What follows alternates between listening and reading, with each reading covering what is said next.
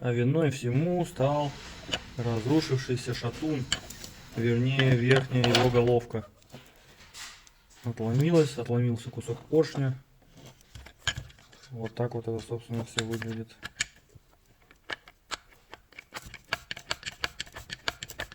Вот так вот машина заехала в бокс.